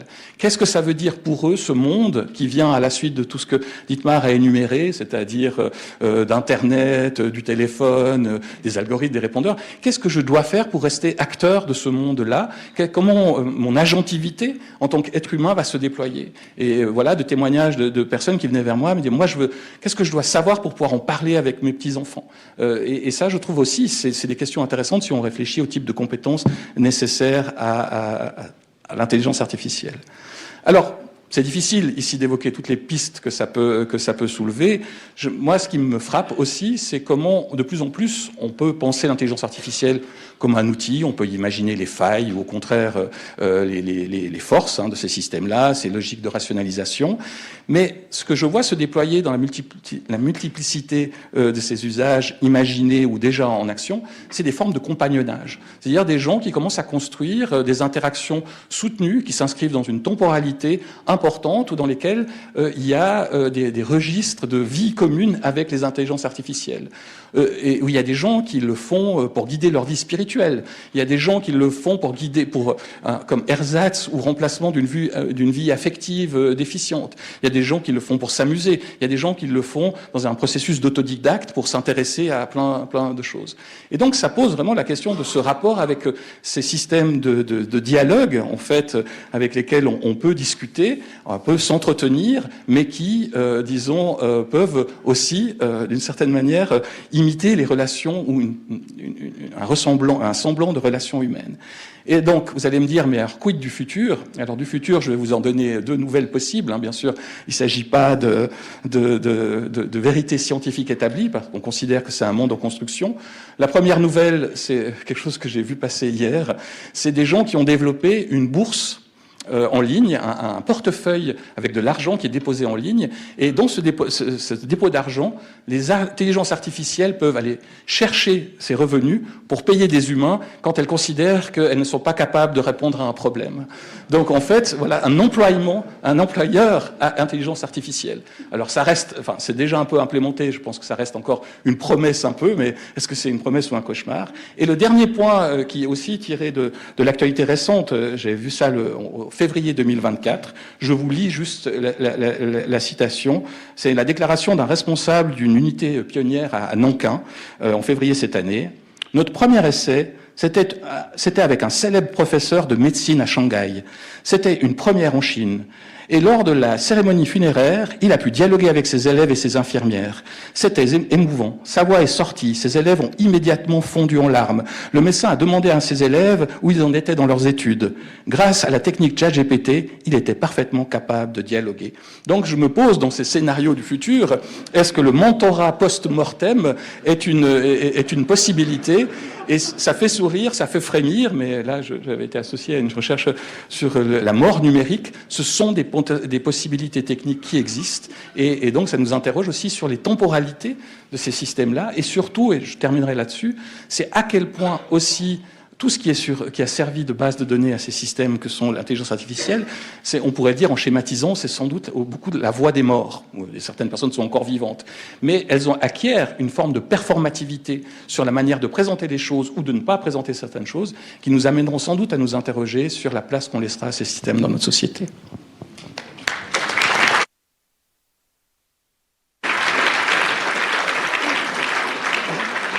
Oui, merci beaucoup, Olivier. Ce que tu as évoqué, donc, ça pose la question, donc les différentes compétitions avec la machine, le biais de préjugés de ChatGPT et autres machines, etc. La question, comment contrôler cette force? Quel est l'intérêt aussi des scientifiques de freiner ce développement et comment faire à ce moment-là? Est-ce qu'il faut avoir des institutions qui sont les scientifiques qui ont un intérêt? Donc on revient donc à certaines disciplines qui prennent la priorité peut-être, etc. Donc ça évoque beaucoup de questions par rapport à la contrôlabilité et freiner donc aussi ce développement peut-être. On arrive à un autre thème, la professionnalisation avec Lucas Fauchon. Merci beaucoup, Dietmar. Merci beaucoup, tout d'abord, cher Jean-Philippe, et je ne vais pas faire exception. Je vais te remercier évidemment aussi pour cette invitation. C'est avec beaucoup plaisir que je suis venu ce soir. Déjà plus tôt dans la journée. Premièrement pour te revoir, c'était évidemment un plaisir, et aussi pour revoir d'autres collègues, anciens collègues. Je disais déjà à plusieurs que c'était comme une réunion de classe en quelque sorte, donc j'ai énormément de plaisir à revenir à être là. Donc effectivement, avec Jean-Philippe, j'ai eu le plaisir de partager plusieurs années, à peu près 5 années, à l'Observatoire Sciences Politiques et Sociétés, avant de nous quitter après la fin de ma thèse de doctorat. Mais on s'était quand même revus sporadiquement, mais toujours nouveau, à d'autres occasions. Et une autre occasion ce soir dont je suis très content. Dans le contexte de ces différents thèmes, on m'a demandé de parler un petit peu de la professionnalisation des universités et à la question dans quelle mesure il y a encore une vraie distinction par rapport à cette idée de la professionnalisation entre les différents types d'institutions d'enseignement supérieur. Donc pour commencer, je dirais que dans le passé, il y a toujours eu certaines disciplines qui étaient ou enseignées de manière plus professionnalisante. Donc je pense par exemple à la médecine. Donc ce n'est pas un phénomène complètement nouveau. Cela dit, il est clair qu'avec l'introduction du système binaire en Suisse, comme à l'exemple d'autres pays européens, l'introduction notamment des hautes écoles spécialisées, des hautes écoles pédagogiques également en Suisse, bien sûr que cette idée a été institutionnalisée. Donc, de ce point de vue-là, on peut dire effectivement que, en tout cas d'un point de vue politique, mais également en réalité, avec le upgrading des institutions qui formaient des personnes pour des métiers précis, donc l'upgrading vers des hautes écoles spécialisées, vers les HEP aussi, cette idée a donc été institutionnalisée. Bien sûr, parce que ce sont des professions qui se prêtent bien dans le cadre des HES, comme certaines professions de la santé, mais également l'ingénierie, mais aussi parce que politiquement, on voulait en faire un bachelor professionnalisant. Donc, on voulait que le bachelor soit déjà professionnalisant du côté des HES. Le master, c'était pas tout de suite vu comme quelque chose de positif, en tout cas pas par tout le monde. Le master HES, on voulait qu'on puisse terminer ses études HES après avoir fait un bachelor, et ça laisse des traces jusqu'à aujourd'hui dans la mesure où la très grande partie des étudiantes et étudiants HES terminent leur formation après un bachelor et ne poursuivent pas au niveau master. Contrairement aux universités, aux écoles universitaires, au sein desquelles la plupart des étudiantes et étudiants vont jusqu'à un niveau de master. Donc cette distinction se reflète aussi à ce niveau-là. Petite anecdote, anecdote, c'est pas une anecdote, mais petit détail par rapport à aussi cette idée de la professionnalisation, c'est quelque chose qui transparaît en fait uniquement dans l'intitulé des HES en italien, Scuola Universitaria Professionale, donc c'est dans la seule langue où bizarrement on parle effectivement de professionnalisant. De ce côté professionnalisant, en français, vous le savez, aux écoles spécialisées, en allemand Fachhochschulen, en anglais Universities of Applied Sciences. On parle pas vraiment de la professionnalisation, sauf en italien. Ça, c'est juste un détail, mais qui est quand même intéressant. Donc, mise en place de ce système binaire, avec un type d'institution qui a clairement reçu cette mission d'être professionnalisant. On a donc mis en place ce système binaire qui finalement a, avec le temps notamment, et notamment avec la mise en place d'une loi commune, la LEHE au niveau fédéral, qui a mis ces deux, voire trois types d'institutions au même niveau. Et donc, cela a bien sûr aussi mené à des nécessités de coordination, de coopération même. Ça a même donné lieu effectivement à des coopérations très concrètes, par exemple sous forme de programmes de formation communs, où idéalement les compétences des uns et des autres se complètent. Mais tout cela a également de nouveau fait émerger la question, mais finalement, est-ce qu'il n'y a pas, ce que Dietmar et moi avions discuté par téléphone, est-ce qu'il n'y a pas un blurring, est-ce que tout à coup il n'y a pas un mélange, respectivement, une sorte de fusion ou une disparition de cette idée d'une séparation claire entre ces deux types d'institutions? Plusieurs études se sont intéressées à cette question. Par exemple, il y a une collègue lucernoise, Christine Böckelmann, avec ses collègues, qui se sont intéressés au profil des enseignantes et enseignants des HES. Et puis, ils ont constaté que cette différenciation en termes de profil, elle existe pour de vrai. Donc, on constate effectivement que la plupart des enseignantes et enseignants des HES ont des forces côté respectivement amènent des expériences pratiques, ce qui est demandé, outre un parcours académique certain en tout cas. Donc cette volonté politique est respectée en très grande partie en réalité. Maintenant, ça c'est mon point que j'aimerais faire ce soir. Cette différenciation, elle est en fait un défi permanent.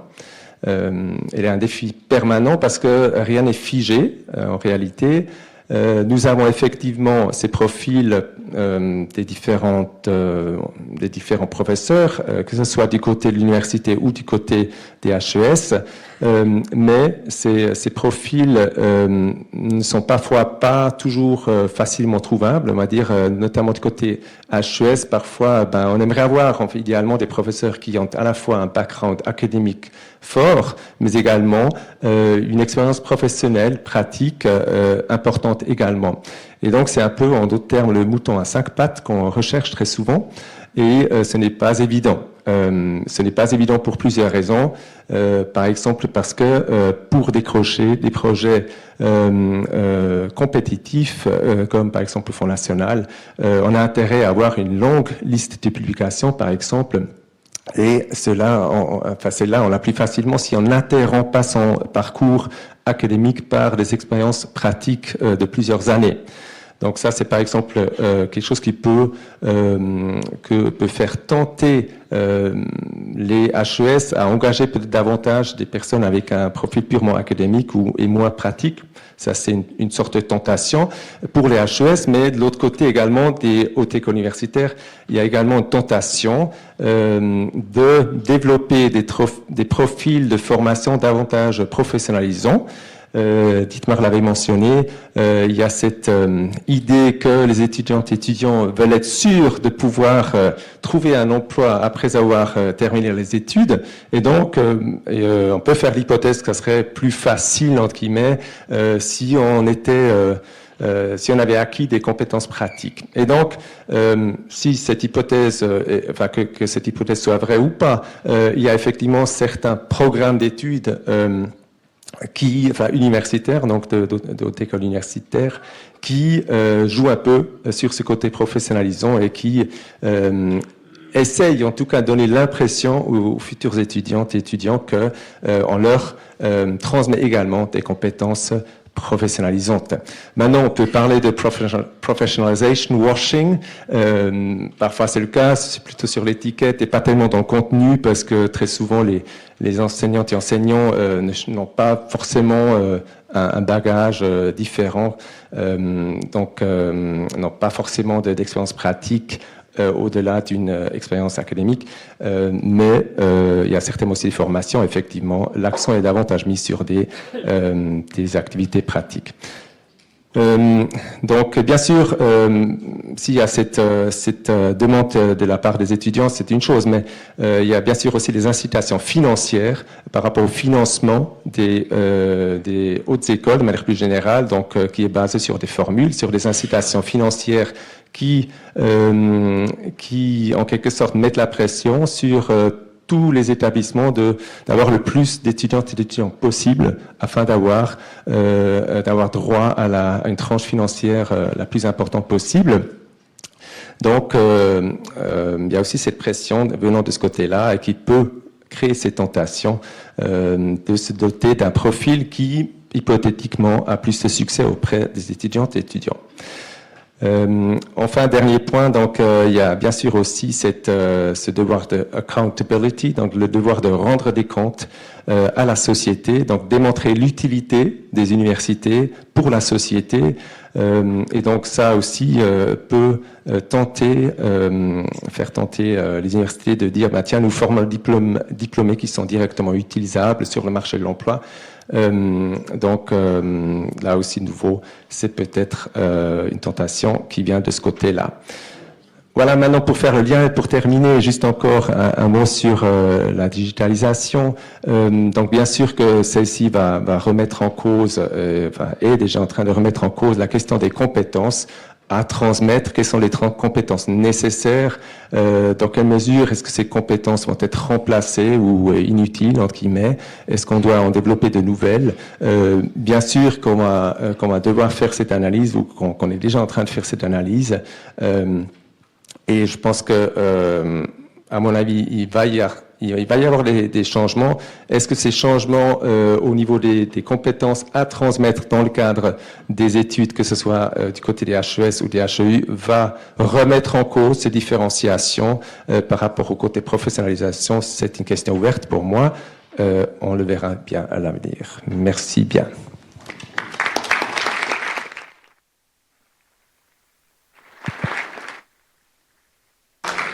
Oui, merci Lucas. Je pense que tu as bien encore une fois donc soulevé donc tous les différents points du défi permanent, comme tu dis, pour les institutions, trouver une réponse à cette dynamique qui vient d'être évoquée.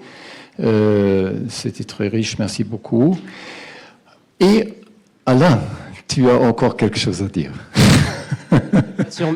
Merci Dietmar, bonjour à tous. Cher Jean-Philippe, je vais commencer juste avec Jean-Philippe.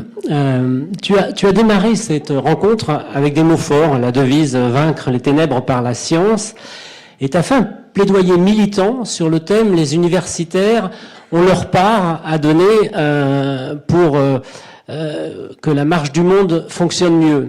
Donc je vais essayer d'aller sur ce fil, parce qu'en effet, on m'avait donné le rôle de voir la place des émotions dans l'équation de la numérisation et de ChatGPT. Et tu l'as dit dans ton introduction, on est dans une période de passion triste, une période d'anxiété, de colère, d'indignation, une période où le vivre ensemble est plus que jamais difficile à imaginer au-delà de son quartier, de sa communauté. Et je me suis dit, on peut disserter à l'infini sur ce cas, mais peut-être, et je m'adresse toujours à toi Jean-Philippe, qu'on pourrait prendre comme cas d'école ton cas, ton histoire, ta façon d'écrire sur l'université, ta façon de participer à des ouvrages qui sont majeurs, hein, sur la fabrique des sciences, sur le savoir suisse, sur une hypothèse, hein, c'est que Jean-Philippe est un type qui a un enthousiasme inoxydable. Il a une espèce de joie de vivre. Alors, tu vois, je quitte Jean-Philippe, je vais m'adresser maintenant à la salle. Tu peux te remettre sur ton téléphone. Je vois que vous êtes un public d'étudiants, j'imagine Master 2, aux cheveux et aux tenues, c'est peut-être avec pas mal de redoublements, mais je vais m'adresser à vous. Je vous propose qu'on fasse une séance jusqu'à minuit, on se donne une réflexion sur de quoi cet idéal type, le Reich, ce type qui a l'enthousiasme chevillé au corps. Je croyais au début, quand je l'ai connu il y a 30 ans, que c'était du théâtre. Il était hyper enthousiaste tout le temps, il était joyeux, une curiosité extraordinaire. 30 ans plus tard, je peux vous dire que c'est totalement authentique. Et je vais essayer de tirer quelques fils sur en quoi cette façon, ce rapport au monde enthousiaste peut nous raconter l'université du futur qui se battrait contre les passions tristes et qui irait vers des passions joyeuses. Et quand je dis que vous allez devoir travailler, hein, on va faire un travail de démocratie participative, à vous, chacun, avec votre connaissance de Jean-Philippe, de voir quels sont ces antidotes qu'il a développés et qu'il faut promouvoir dans les années qui viennent. Alors, moi, j'ai deux repères intellectuels et puis 3 pistes à vous donner. Les 2 repères, c'est pour mettre un peu, comme vous êtes des étudiants, un peu de choses à lire, hein, une philosophe et un historien. La philosophe, c'est Vinciane Després. Vinciane Després qui travaille sur la mort actuellement, mais qui a beaucoup travaillé sur les animaux, sur le rapport des humains aux animaux et sur la vie sociale des animaux et notamment des oiseaux. Elle a écrit un ouvrage fantastique qui s'appelle Habiter le monde, où elle fait l'histoire de 2 siècles de sciences d'ornithologie sur pourquoi les animaux, comment les oiseaux vivent-ils, comment habitent-ils le monde. Et elle dit que les travaux les plus récents, les plus innovants, sont en train de balayer la thèse archi-connue, l'animal vit pour se nourrir, pour vivre, pour respirer, pour se défendre, pour se reproduire. Et elle prend la thèse selon laquelle l'oiseau, notamment, le rossignol, Philomène, lorsqu'il chante le soir dans la nuit, la première raison de son existence, c'est la joie d'exister dans un microcosme où il partage des émotions avec son environnement. Et je fais l'hypothèse que depuis le début, le Lorège vaudois s'exprime vis-à-vis des autres comme le rossignol Philomène, c'est-à-dire qu'il a une joie qu'il veut communicative et c'est pour ça qu'il fait de la recherche. Et donc c'est ce premier moteur, c'est pas la lutte des classes ou la lutte des places, où c'est d'abord un élément de rapport au monde, une émotion très forte, où il existe, son bonheur d'exister est le plus important. Il peut se nourrir pendant longtemps juste avec ça. Et donc c'est ma première piste, développée par Vinciane Després. Et la seconde piste, c'est Yvan Jablonka, l'historien, qui dit que pour faire de l'histoire, il faut la faire de façon très sensible. Il a deux thèses. Hein. Une thèse, d'une part, il faut faire de l'empathie, il faut aller dans la peau des gens qu'on étudie pour essayer de comprendre de l'intérieur le ressenti, comment ils ont vécu des faits historiques, et ce qui demande un travail, bien sûr, qui n'est écrit nulle part, qui est même pas dans les archives, mais il faut se mettre dans la peau des individus. Et d'autre part, il développe comme idée que les scientifiques ont, dans leur façon sensible de comprendre le monde, une part des innovations qu'ils vont annoncer. C'est-à-dire que c'est leur histoire personnelle, c'est leurs propres blessures, leurs propres factures, qui peuvent expliquer une partie de la compréhension du monde. C'est-à-dire que le chercheur, dans son introspection personnelle, il fait aussi des révélations au monde. Einstein l'a fait, tous les grands chercheurs l'ont fait. Et je fais cette hypothèse que le Reich vaudois a aussi une histoire personnelle qui explique son rapport joyeux au monde et qui explique que peut-être on a des raisons dans l'avenir de continuer à vivre ensemble malgré ChatGPT et malgré la numérisation complète des savoirs. Alors, je vous donne trois indices sur le cas Le Reich. Là, tu peux vraiment sortir, Jean-Philippe, si tu veux, parce que ça va être délicat. Est-ce que vous avez déjà fait une fondue avec Jean-Philippe? Il se passe un mécanisme... Alors, je ne vais pas aller plus loin parce que je m'aperçois que je suis à Lausanne et que c'est peut-être des blagues à ne pas faire. Et donc, il y a une façon de faire la fondue suisse, en famille, absolument hystérique, sur les éléments, sur le rapport. C'est-à-dire qu'il y a une production de sens. On n'est plus en train de faire de la fondue. On est en train de vivre quelque chose d'exceptionnel qui change sa soirée, le monde, le rapport aux amis. Donc, je m'arrête parce que je vois que je ne suis pas devant le bon public. On la met de côté. Deuxième exemple... La Foulie. Alors pour les initiés, parce qu'il y a beaucoup d'initiés dans la salle, hein, c'est une petite station en Suisse, avec des pentes rudes, avec un trophée Erika S, avec des piquets, avec toute une série de rituels absolument hallucinants. Et là aussi, si vous mettez Sylvie, Arnaud, Lucien et Jean-Philippe dans ce milieu, et que vous les entendez parler, se mouvoir, ils ont une joie de vivre totalement démentiel et inexplicable sur le plan scientifique, mais je pense que la science peut se nourrir de moments comme ça, d'euphorie, de frissons, d'ivresse, qui sortent de l'entendement. Je vous donnerai pas de détails, mais ça peut aller très très loin. Troisième exemple, indice sur le cas Le Reich, c'est les photos qu'il envoie l'été quand il est en Espagne. Là aussi, c'est un truc d'initié, mais je vous dis juste, quand on voit la photo, on voit en général toujours la même tribu, ça fait 30 ans, avec des gens qui sont en suspension en l'air, je vous assure, ils sont en lévitation, et il y a souvent un message incompréhensible qui a à voir avec le sable, une ville en Espagne. Et là aussi, on se dit, il se passe quelque chose dans cette communion entre les gens qui sort du rationnel, mais qui mérite qu'on s'y attarde. J'arrête avec les évocations personnelles parce que c'est pas bien. Et je vais aller à la vraie, le dur, le scientifique. Le scientifique, c'est le rapport de Jean-Philippe aux poissons, et notamment quand il va voir des aquariums. Est-ce que vous connaissez cette maladie, cette pathologie qui fait que partout dans le monde, dès qu'il y a un aquarium, il va voir l'aquarium. Et ça nous rapproche de Vinciane Després et de son poisson, et ça fait le petit clin d'œil à Beluga dont on a parlé. J'ai une expérience personnelle, on était à Tadoussac, au Québec, et à un moment, Jean-Philippe a dit, il faut qu'on voit des baleines, des belugas. Et il a dit ça de façon, il le répétait à peu près toutes les 10 minutes, on ne pouvait rien faire. On était à Tadoussac, il fallait qu'on voit des baleines. On a dû payer très très cher un ticket sur un énorme bateau à touristes américains. On a zigzagué sur le fleuve pendant des heures sans pas voir l'ombre d'un beluga. Mais on est ressortis tous complètement transportés parce que on avait été dans le moment où on avait presque vu un beluga. Et il y avait cet espoir, on était ensemble pour vivre le moment du beluga. Et donc pour moi c'est le syndrome beluga. Jean-Philippe c'est le syndrome beluga, c'est quelqu'un qui a un enthousiasme pour des choses à atteindre, qu'on atteint vraisemblablement jamais, mais il met une énergie folle pour qu'on les atteigne. Et pour parler un peu sérieusement, quand on regarde son activité d'éditeur ces dernières années, et notamment, je ne peux plus parler, je m'assèche, mais c'est pas grave, et notamment ce qu'il a fait, alors je pense au récit facultaire, je pense au regard des mots, je pense au vagabond des savoirs avec Bertil Galland, où il s'engage, quand il est éditeur, sur des choses qui sont de l'ordre du littéraire, du sensible. Bertil Galland, pour ceux qui le connaissent, c'est un éditeur suisse gélianissime qui a publié des grands auteurs comme Ella Maillard ou comme Nicolas Bouvier. C'est-à-dire qu'on n'est plus du tout dans la science, là on est dans la poésie, on est dans le voyage, on est dans l'imaginaire. Et si on suit bien l'itinéraire de Jean-Philippe, en permanence, il a fait ces escapades où il est en même temps qu'il publie dans des revues très importantes, qu'il encadre des étudiants. En permanence, il fait des pas de côté du côté du littéraire, du sensible, de la poésie.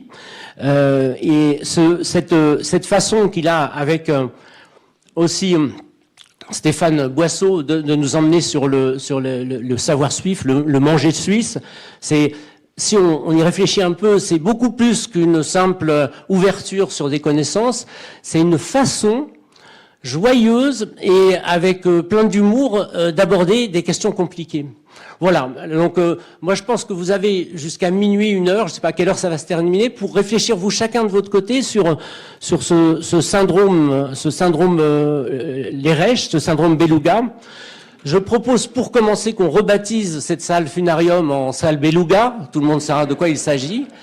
Et je vous invite à creuser dans vos propres expériences personnelles pour voir en quoi, avec cet enthousiasme, cette joie de vivre, il nous a passé quelque chose qui a changé notre façon de faire de la science. Je vous remercie.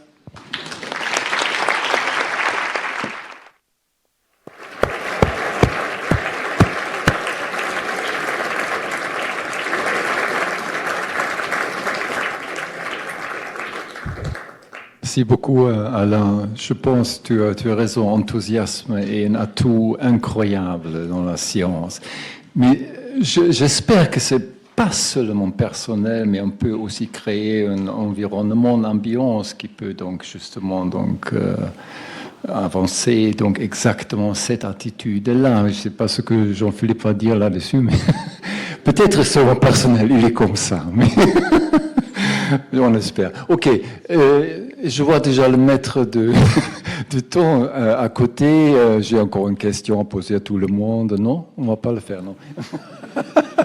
Désolé, on va arrêter le débat. Je remercie beaucoup à vous d'avoir écouté les différents récits et les contributions qui étaient faites ici. Merci beaucoup.